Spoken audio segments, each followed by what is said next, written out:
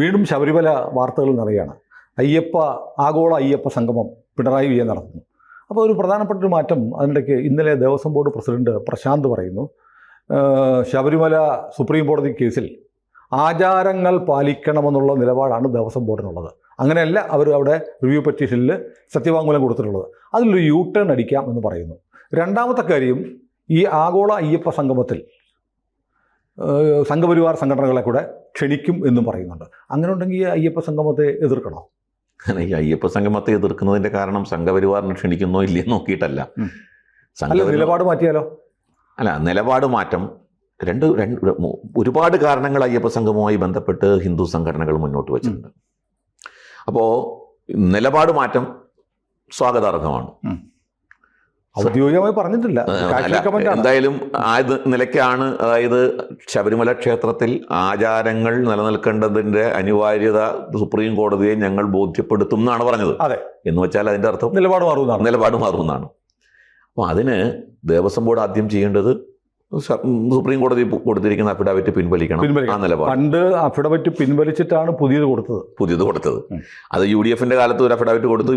ഈ ദേവസ്വം ബോർഡുകൾ ഭരിക്കുന്ന സർക്കാരിനനുസരിച്ച് ചട്ടുകമാണ് എന്ന് ഞങ്ങൾ പറയുന്നതിന്റെ ഉദാഹരണമാണത്. ഈ സത്യവാങ്മൂലം തന്നെ. അതായത് ഓരോ ഗവൺമെന്റ് വരുമ്പോഴും സത്യവാങ്മൂലങ്ങൾ മാറുന്നു. എന്ന് വെച്ചാൽ ഭരിക്കുന്ന സർക്കാരിനനുസൃതമായിട്ട് ദേവസ്വം ബോർഡുകൾ ഭരിക്കപ്പെടുന്നു. അപ്പോൾ വിശ്വാസികൾ ഭരിക്കുന്ന സർക്കാരിനെ അടിസ്ഥാനപ്പെടുത്തിയിട്ടാണ്. എന്നിട്ട് നാഴിക നാപ്പോട്ടം പറയും ദേവസ്വം ബോർഡ് സ്വതന്ത്ര സംവിധാനമാണെന്ന് പറയും. അപ്പോൾ ഒന്ന്, അത് പിൻവലിക്കണം. രണ്ട്, ദേവസ്വം ബോർഡ് വിശ്വാസികളോട് മാപ്പ് പറയണം.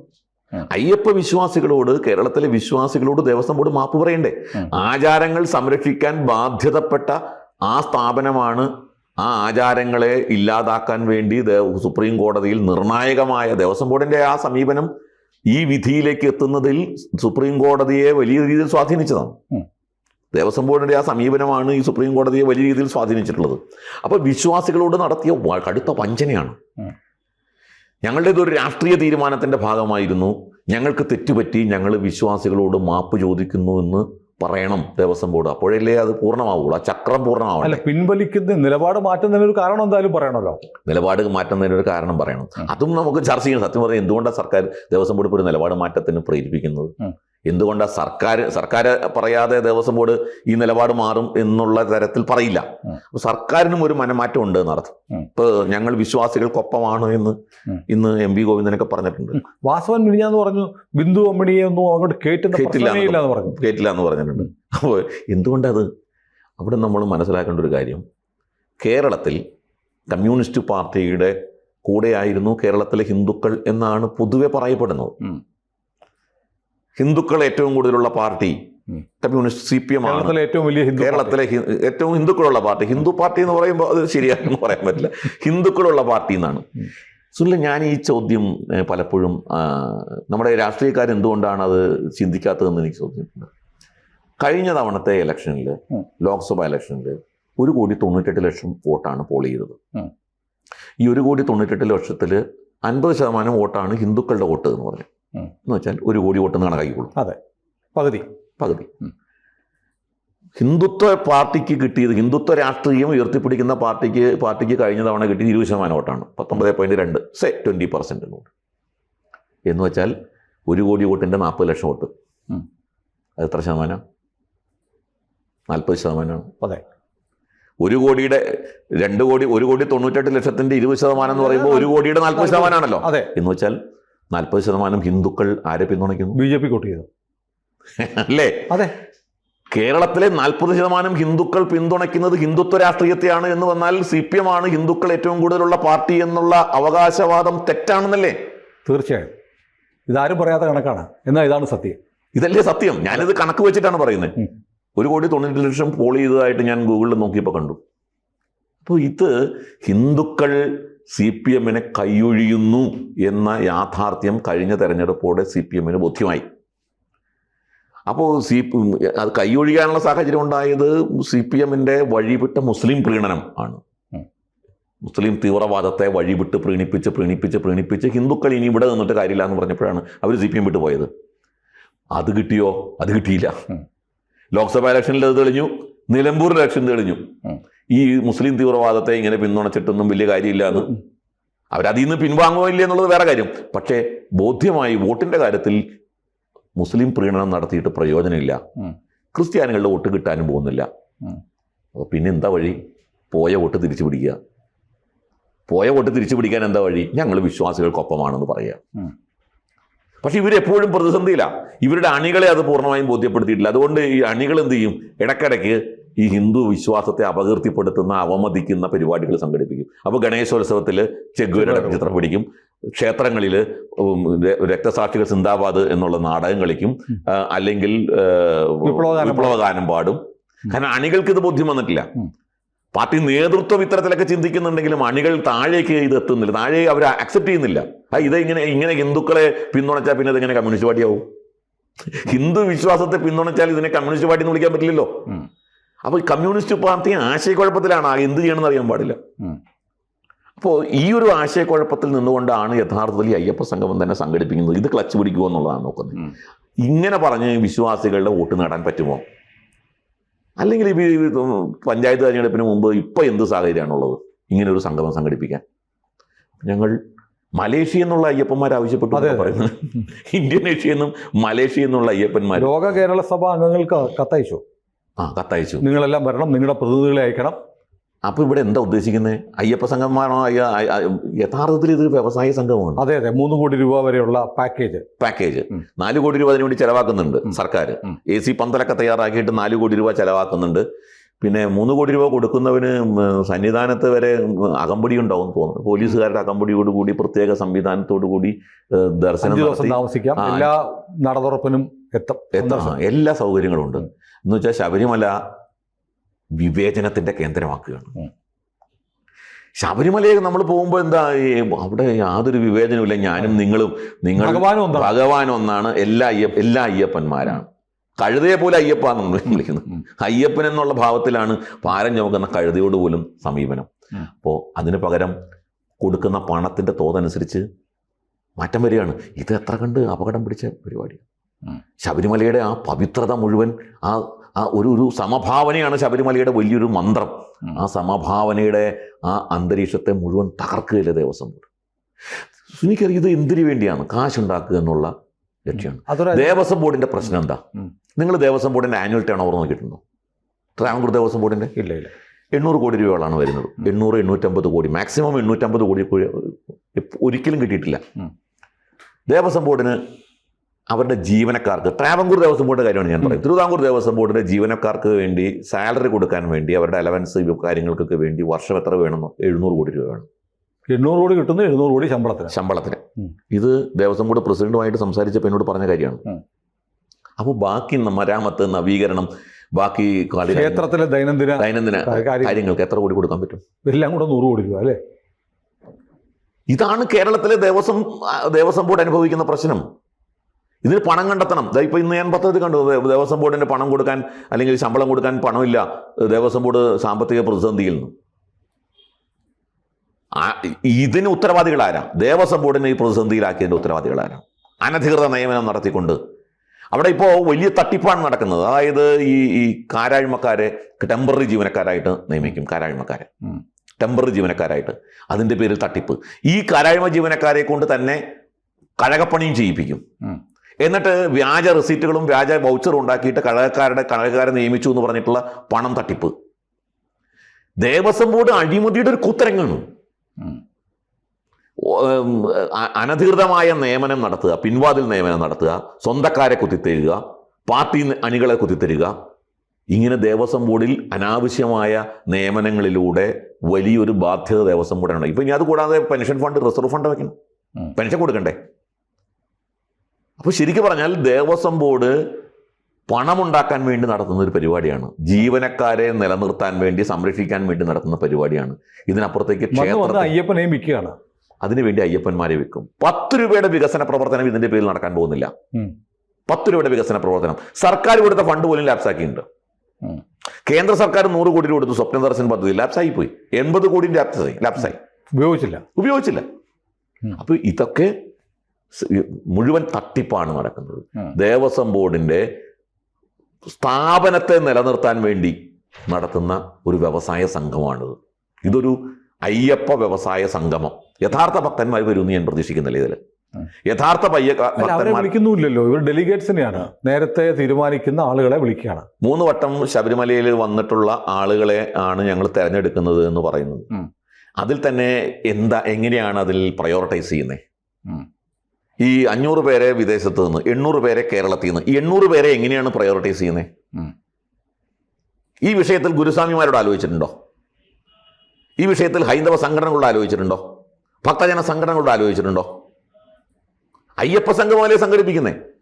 അയ്യപ്പ സംഗമം നടത്തുന്നത് ആധ്യാത്മികമായ ആത്മീയമായ ഒരു പരിപാടിയാണോ അതെയോ വ്യാവസായികമായ സാമ്പത്തിക ലാഭം വെച്ചിട്ടുള്ള പരിപാടിയാണോ എന്ന് ചോദിച്ചാൽ സാമ്പത്തിക ലാഭം മാത്രമാണ് ഇതിൻ്റെ പിന്നിലുള്ള ലക്ഷ്യം എന്ന് വ്യക്തമാവില്ലേ? കാരണം ഗുരുസ്വാമിമാർക്ക് പങ്കില്ല. പന്തളം കൊട്ടാരം എതിർത്തിരിക്കുന്നു, മലയര സഭ പോലുള്ള സംഘടന എതിർത്തിരിക്കുന്നു. മലയര സഭ സ്വാതന്ത്ര്യത്തിൽ പോയതാ. അവർ പറഞ്ഞു ഞങ്ങളുടെ വിശ്വാസം സംരക്ഷിക്കാൻ ഒരു കാര്യവും ദേവസ്വം ബോർഡ് ചെയ്യുന്നില്ല. അവരുടെ പരമ്പരാഗതമായ അവകാശങ്ങളുണ്ട്, അത് സംരക്ഷിക്കാൻ ദേവസ്വം ബോർഡും ചെയ്യുന്നില്ല. പിന്നെ ഞങ്ങൾ എന്തിനാ പോണ്? യോഗക്ഷേമ സഭ പോലുള്ള സംഘടനകൾ NSS-ഉം SNDPയും പിന്തുണച്ചിട്ടുണ്ട്. ശരിയാണ്. NSS പിന്തുണയ്ക്കുമ്പോഴും NSS പറയുന്നത് ഇത് രാഷ്ട്രീയക്കാർ നേതൃത്വം കൊടുക്കരുതെന്നാണ്.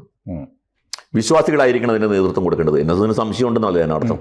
വെള്ളാപ്പള്ളി പറഞ്ഞിരിക്കുന്നത് അത് കുഴപ്പമൊന്നുമില്ല, സർക്കാരിൻ്റെ നിലപാട് മാറി. ശരിക്കും പറഞ്ഞാൽ സർക്കാരിൻ്റെ നിലപാട് മാറി എന്ന് വെള്ളാപ്പള്ളി നടേശൻ പറയുമ്പോൾ ആ കാര്യത്തിൽ പോലും വെള്ളാപ്പള്ളി ഉറപ്പുവരുത്തുന്ന ഒരു കാര്യം എന്താ? സർക്കാർ നിലപാട് മാറ്റേണ്ടി വന്നു എന്നുള്ളതാണ്. സർക്കാർ നിലപാട് മാറ്റിയതുകൊണ്ട് ഞങ്ങൾ പിന്തുണയ്ക്കുന്നു എന്നുള്ള അർത്ഥമാണ്.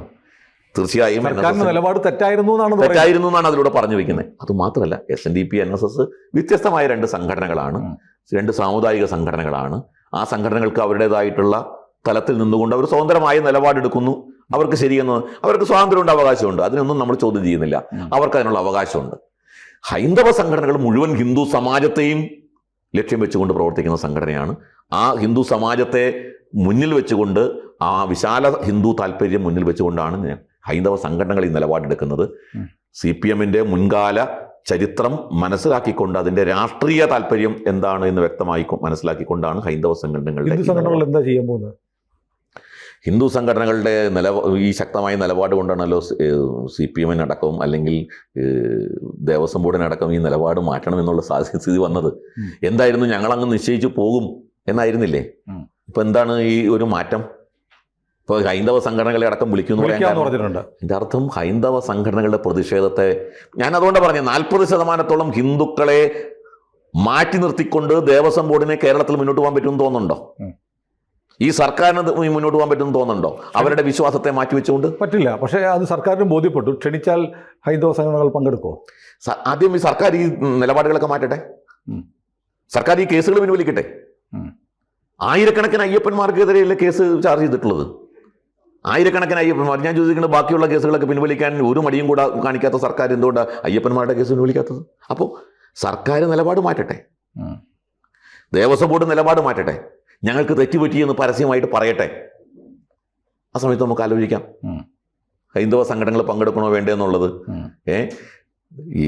അതോടൊപ്പം തന്നെ സർക്കാരിന് മറുപടി പറയണം. ഈ മാസ്റ്റർ പ്ലാന് 18 വർഷമായിട്ട് മാസ്റ്റർ പ്ലാൻ ഇവിടെ ഉണ്ടല്ലോ. ആ മാസ്റ്റർ പ്ലാൻ എന്ത് സംഭവിച്ചു? വളരെ പ്രധാനപ്പെട്ട ഈ അയ്യപ്പ സംഗമം എന്നുള്ള ഒരു ഗിമ്മിക്കൊക്കെ കാണിച്ച് ഇത് മറക്കാൻ പറ്റില്ല. കാരണം ശബരിമലയിൽ ഇപ്പോഴും നമുക്കറിയാം എപ്പോഴാണ് മണ്ഡലകാലം ആരംഭിക്കുക എന്ന് എല്ലാവർക്കും അറിയാം. മണ്ഡലകാലം ആരംഭിച്ചാൽ പോലും അവിടെ ഒരു വികസന പ്രവർത്തനവും നടത്തില്ല, ടോയ്ലറ്റ് പോലും ഉണ്ടാക്കാറില്ല. വികസന പ്രവർത്തനങ്ങളോടുള്ള ദേവസ്വം ബോർഡിൻ്റെ നിലപാടും സർക്കാരിൻ്റെ നിലപാടുമൊക്കെ ഞാനതുകൊണ്ടാണ് പറഞ്ഞത്, ഒരു ആത്മാർത്ഥതയും അവർ നാളിതുവരെ പ്രകടിപ്പിച്ചിട്ടില്ല. വകുപ്പ് തല ഉദ്യോഗസ്ഥന്മാരുടെ മീറ്റിംഗ് തന്നെ എപ്പോഴാണ് വിളിക്കുന്നത്? അതെ, സീസൺ ആരംഭിച്ചു കഴിഞ്ഞിട്ടാണ്. ആദ്യം തന്നെ ദേവസ്വം ബോർഡ് സർക്കാരും ഞാൻ പറയുന്നത് ഒരു നരേറ്റീവ് ഉണ്ടാക്കിയിരിക്കും. ഞങ്ങൾ പൈസ അങ്ങോട്ട് കൊടുക്കുകയാണ്, ഞങ്ങൾ ദേവസ്വം ബോർഡ് ശബരിമലയെ സഹായിക്കുകയാണ്. ഈ കഴിഞ്ഞ ദിവസം നടന്ന ചർച്ചയിൽ ദേവസ്വം ബോർഡ് പ്രസിഡന്റിനോട് ഞാൻ തന്നെ ചോദിച്ചിട്ടുണ്ടായിരുന്നു. അതായത് ഈ ശബരിമല സീസൺ കാലത്ത് സർക്കാരിന് എത്ര രൂപ വരുമാനമുണ്ട്? എല്ലാവരും ചോദിക്കും ദേവസ്വം ബോർഡിൽ നിന്നുള്ള. അല്ല, ഞാൻ ദേവസ്വം ബോർഡിൽ നിന്നുള്ള വരുമാനത്തെക്കുറിച്ചല്ല, ക്ഷേത്രങ്ങളുടെ വരുമാനം എടുക്കുന്നു എന്നുള്ള നിലയ്ക്കല്ല പറയുന്നത്. അത് വേറെ വിഷയമാണ്. അങ്ങനെ എടുക്കുന്നു എന്നുള്ള ആരോപണം ഇപ്പോഴും നിലനിർത്തിക്കൊണ്ട് തന്നെയാണ് ഞാൻ പറയുന്നത്. സർക്കാരിൻ്റെ റവന്യൂ വരുമാനം എത്രയാണ്? മുമ്പൊരിക്കൽ ജി സുധാകരൻ പറഞ്ഞിരുന്നു 1000 കോടി രൂപയാണ്. ഇത് ദേവസ്വം ബോർഡ് ഒരു ബെഗ്ഗിങ് മൈൻഡിലാണ് നിൽക്കുന്നത്. ഞങ്ങളെ സഹായിക്കണം, ഞങ്ങളെ സഹായിക്കുന്നു സർക്കാർ, ഈ സർക്കാർ ഞങ്ങളെ സഹായിക്കുന്നു. അങ്ങനെയാണോ? അല്ല. നിങ്ങളെ സഹായിക്കുന്നുണ്ട് എന്നുണ്ടെങ്കിൽ നിങ്ങളെ സഹായിക്കുന്നതിന്റെ 10 ഇരട്ടി സർക്കാർ വരുമാനം ഉണ്ടാക്കുന്നു.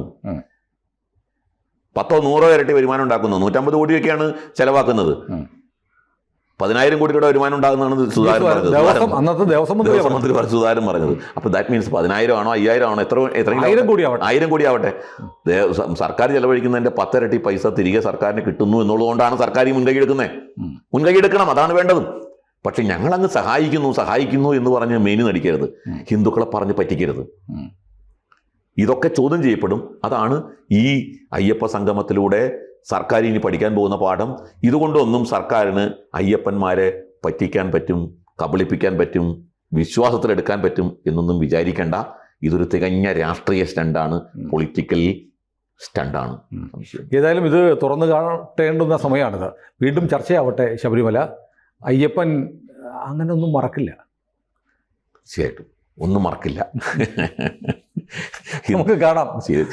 ഹിന്ദുക്കളൊന്നും മറക്കാൻ പാടില്ല, ഹിന്ദുക്കളും മറക്കാൻ പാടില്ല. കാരണം കേരളത്തിലെ ഹിന്ദു സമൂഹം നേരിട്ട ഏറ്റവും വലിയ ഒരു ഒരു ആക്രമണമായിരുന്നു ശബരിമലയിൽ നടന്നത്, അല്ലേ? അതെ, അത് മറക്കാൻ പറ്റില്ല. അല്ല, അതിനകത്ത് ഒരു കാര്യമില്ലാതെ സർക്കാർ വല്ലാത്തൊരു വാശിയായിരുന്നു ശബരിമലയിൽ യുവതികളെ കയറ്റണം എന്നുള്ള. അപ്പോൾ അവിടെ ഒരു അവധാനപൂർണമായ ചർച്ചയോ സമവായമോ എന്ത് വേണം നമുക്ക് ഈ കാര്യത്തിൽ, വൈകാരികമായൊരു വിഷയത്തിൽ സുപ്രീം കോടതി ഒരു അഭിപ്രായം പറഞ്ഞിരിക്കുന്നു എന്നുള്ള രീതിയിൽ ഹൈന്ദവ സംഘടനകളെ ഒരു കാലത്തും ഈ സർക്കാർ വിശ്വാസത്തിലെടുത്തിട്ടില്ല, പരിഗണിച്ചതേയില്ല. ഭക്തജന സംഘടനകളെ വിശ്വാസത്തിലെടുക്കുന്നില്ല. എന്നാൽ ആ സമീപനം ആയിരുന്നില്ല യാക്കോബായ മലങ്കര സഭയുടെ വിഷയത്തിൽ. ഹൈക്കോടതിയിൽ ഒരുപാട് തവണ ഞങ്ങൾക്ക് സമയം വേണം നീട്ടിക്കിട്ടണം എന്ന് പറഞ്ഞിട്ട് റിക്വസ്റ്റ് കൊടുത്ത ഇതേ കേരള സർക്കാർ ശബരിമലയുടെ കാര്യത്തിൽ ധിക്കാരപൂർണമായ ഞങ്ങളങ്ങ് ചെയ്യും, ഞങ്ങൾ കേറ്റും എന്ന ധിക്കാരം, ആ ധിക്കാരത്തിന് കേരളത്തിലെ ഹിന്ദുക്കൾ കൊടുത്ത മറുപടിയാണ് ആ കാലത്തെ തെരഞ്ഞെടുപ്പ്. ഏതായാലും ഈ അയ്യപ്പ സംഗമം നടക്കുമ്പോൾ പിണറായി തോൽവി സമ്മതിച്ചു എന്നൊരു മീനിങ് കൂടി ഇല്ലേ? അയ്യപ്പ സംഗമം യഥാർത്ഥത്തിൽ പിണറായിയുടെ CPM നേതൃത്വം കൊടുക്കുന്ന സർക്കാരിനും ഈ വിശ്വാസികളുടെ മുമ്പിൽ മുട്ടുമടക്കേണ്ടി വന്നു എന്ന് തന്നെയാണ്. അതെ, അതങ്ങനെ കാണാം നമുക്ക്, അല്ലേ? വിശ്വാസികൾക്ക് മുമ്പിൽ മുട്ടുമടക്കേണ്ടി വന്നു. ഇനിയിപ്പോൾ അയ്യപ്പ വിശ്വാസികളെ സംഘടിപ്പിക്കും, നാളെ ഗുരുവായൂരപ്പ വിശ്വാസികളെയും സംഘടിപ്പിക്കേണ്ടി വരും. ഏതായാലും നമുക്ക് ഹിന്ദു പരിഷത്തിനും ഞങ്ങൾക്കും പണിയില്ലാതെ വരുമെന്നാണ് ഇപ്പം ഞങ്ങൾക്ക് സംശയം. CPM ഇതൊക്കെ ഏറ്റെടുത്ത് കഴിഞ്ഞാൽ പിന്നെ ഞങ്ങൾക്ക് ഇതിൽ പണി കുറയും. അതെ, ഇപ്പോൾ രക്ഷാബന്ധൻ വരെ ഡിവൈഎഫ്ഐക്കാർ നടത്തുന്നുണ്ട്. രക്ഷാബന്ധൻ നടത്തും. നാളെ ഇപ്പോൾ പാർട്ടി ഓഫീസിൽ ഗണപതി ഹോമം നടത്തും, ശ്രീകൃഷ്ണ വിഗ്രഹം വയ്ക്കും, ശ്രീകൃഷ്ണ ജയന്തി പാർട്ടി ഓഫീസിൽ നിന്ന് ആരംഭിക്കും. ഇതൊക്കെ നടത്തും. സഖാവ് കൃഷ്ണൻ എന്നൊക്കെ വരുന്ന സംഗതി. ഏതായാലും ഹിന്ദു ഐക്യവേദിക്കും BHPക്കും പണിയില്ലാതെ വരുന്ന സ്ഥിതി വരുന്നത് അത്ര ഭൂഷണമല്ല. അല്ല, ഞാനതിൻ്റെ ഒരു സർക്കാസ്റ്റിക്കായിട്ട് പറഞ്ഞതാണ്. കാരണം എന്ന് വെച്ചാൽ ഇവരെ എല്ലാം അങ്ങനെയല്ല ചെയ്തു. നാരായണ ഗുരുദേവനെ ഏറ്റെടുത്തില്ലേ, ചട്ടമ്പി സ്വാമി ഇവരെ ഏറ്റെടുത്തില്ല, വിവേകാനന്ദ ഏറ്റെടുത്തില്ല. ഗുരുദേവനൊക്കെ ഇത്ര മഹാനാണ്, എല്ലാവരും അംഗീകരിക്കേണ്ട ആളാണെങ്കിൽ നിങ്ങളുടെ പാർട്ടി ഓഫീസിൽ എന്താ വെക്കാത്തെന്ന് ചോദിച്ചു. അല്ല, അത് പാർട്ടി ഓഫീസിൽ വെക്കേണ്ടതല്ല. അത് പാർട്ടി ഓഫീസിൽ വയ്ക്കുമായിരിക്കും, ഇനി നാളെ അതും വെക്കും. കാരണം ഇപ്പോൾ നമ്മൾ മാറ്റം പൊടുന്നതിനെ സംഭവിക്കുന്നതല്ല. ആചാര്യസ്വാമികൾ, ഗുരുദേവൻ, അയ്യങ്കാളി ഒക്കെ CPMന്റെ ഓഫീസിൽ മറ്റേ താടിക്കാർക്ക് വരുന്ന ഒരു കാലം വരും. അല്ല, ഇപ്പോൾ മാർസിനെയോ എംഗൽസിനെയോ ഒന്നും അല്ലല്ലോ അവർ പ്രൊജക്റ്റ് ചെയ്യുന്നത്. അവരുടെ ഫോട്ടോസിൽ മുഴുവൻ കാണുന്നത് ആധ്യാത്മിക ആചാര്യന്മാരുടെ ചിത്രങ്ങളാണ്. എന്ന് വെച്ചാൽ കേരളത്തിൽ ക്ലച്ച് പിടിക്കണമെങ്കിൽ, ഇന്ത്യയിൽ ക്ലച്ച് പിടിക്കണമെങ്കിൽ ഇതേ മാർഗമുള്ളൂ എന്ന് അവർ തിരിച്ചറിഞ്ഞിരിക്കുകയാണ്. വൈകി വന്ന വിവേകമാണോ അടവ് നയമാണോ? ഇതിനെ അടവ് നയമായിട്ടാണ് ഞാൻ കാണുന്നത്. അടിസ്ഥാനപരമായ ഒരു കമ്മ്യൂണിസ്റ്റുകാരൻ. പക്ഷേ ഇനിയിപ്പോൾ ഹിന്ദുക്കളെ അങ്ങനെ പറ്റിക്കാൻ പറ്റില്ല. ഹിന്ദുക്കൾക്ക് അത്യാവശ്യം കാര്യങ്ങൾ മനസ്സിലായി. അല്ല, അതങ്ങനെ പറ്റിക്കാൻ പറ്റില്ല എന്നുള്ളതുകൊണ്ടാണ് ഇപ്പോൾ കേരളത്തിലേക്ക് മാത്രമായിട്ട് ഒതുങ്ങി നിൽക്കുന്നത്. അതെ, ഇനിയിപ്പോൾ കേരളത്തിൽ നിന്നും ഒഴിവാകുന്ന സാഹചര്യം ഉണ്ടാവും. കാരണം അടിസ്ഥാനപരമായ കമ്മ്യൂണിസ്റ്റ് പ്രത്യയശാസ്ത്രത്തിൽ നിന്നുകൊണ്ട് കമ്മ്യൂണിസ്റ്റ് പാർട്ടിക്ക് ഇന്ത്യയിൽ വളരാൻ സാധ്യമല്ല. ഏതായാലും പിണറായി ശരണം വിളിക്കുന്ന ആ കാഴ്ച നമുക്ക് അധികം കാണാതെ പ്രതീക്ഷിക്കാം. ഇരുമുടിക്കെട്ട് ഏറ്റി കൊടുക്കുന്ന പിണറായി ഗുരുസ്വാമിയായിട്ട് വരും. അത് ഇപ്പോൾ കാർട്ടൂണിൽ ഗോപികൃഷ്ണൻ വരച്ചില്ലേ? ഒരു രഹസ്യമുണ്ട്. ഒരു ജ്യോതിഷി പറഞ്ഞത് പ്രകാരമാണ് ഇതൊക്കെ നടത്തുന്നത് എന്ന് പറഞ്ഞ് ഒരു വാർത്തയുണ്ട്. അല്ല, അത് ഉണ്ടാവും. ജ്യോതിഷിയെ കാണാൻ പോയത് അയാളുടെ ആരോഗ്യവിവരം തിരക്കാനാണെന്ന് ഗോവിന്ദൻ പറഞ്ഞല്ലോ. കറുത്ത കാറ്, അയ്യപ്പന്മാരുടെ സംഗമം, വീട്ടിൽ ഗോശാല, ഇങ്ങനെ കുറേ കാര്യങ്ങൾ സംഭവിക്കുന്നുണ്ട്. അല്ല, ഈ പണ്ട് ശങ്കരൻ നമ്പൂതിരിപ്പാട് ഭാര്യയും കൊണ്ട് പഴനി പോയപ്പോൾ ഭാര്യയുടെ ഒപ്പം പോയതാണെന്ന് പറഞ്ഞിരുന്നു. അതെ. അപ്പം ഇങ്ങനെ പിന്നെ കോടിയേരി ബാലകൃഷ്ണൻ ഒരു ചരട് കെട്ടിയിരുന്നു എന്നൊക്കെ പറഞ്ഞു, ഏലസ് കെട്ടിയിരുന്നു. ഇനി പുറത്ത് കാണിക്കാതെ അരയിൽ കെട്ടുന്ന ആൾക്കാരൊക്കെ ഏതൊക്കെ സഹാക്കന്മാരുണ്ട്. പിണറായിയും ഭാര്യയും തമിഴ്നാട്ടിൽ ഒരു ക്ഷേത്രത്തിൽ പോയില്ലേ? അതെ. അപ്പം ഇതൊക്കെ അല്ല, പിണറായിയും ഭാര്യയല്ല, പിണറായിയുടെ ഭാര്യയും മകളും ഭാര്യയും മകളും ഒരുപാട്, അത് കുടുംബത്തിൻ്റെ സ്വാതന്ത്ര്യമാണ്. ഞാൻ പറഞ്ഞത് ഇതെല്ലാം ഇനി ഏറെക്കാലം പറഞ്ഞു നടക്കാൻ സാധ്യമല്ല. ജനങ്ങളുടെ മുമ്പാകെ ഇത് ഇപ്പോൾ വെളിവാക്കപ്പെട്ടുകൊണ്ടിരിക്കുകയാണ്. തികഞ്ഞ കാപട്യമാണ് ഇവർ വെച്ചു പുലർത്തുന്നത് എന്ന യാഥാർത്ഥ്യം ജനങ്ങൾ തിരിച്ചറിഞ്ഞുകൊണ്ടിരിക്കുകയാണ്. അതെ. CPM-ന് ഇനി ഈ ഒരു കാർഡും കൊണ്ട് ഏറെക്കാലം മുന്നോട്ട് പോകാൻ സാധ്യമല്ല. ഏതായാലും അയ്യപ്പ സംഗമം എങ്ങനെ നടക്കും നമുക്കൊന്ന് കാത്തിരുന്ന് കാണാം. കൂടുതൽ വാർത്തകളും വിശേഷങ്ങളും നിങ്ങളിലേക്ക് എത്താൻ ABC മലയാളം സബ്സ്ക്രൈബ് ചെയ്യുക, ബെൽ ബട്ടണും അമർത്തുക.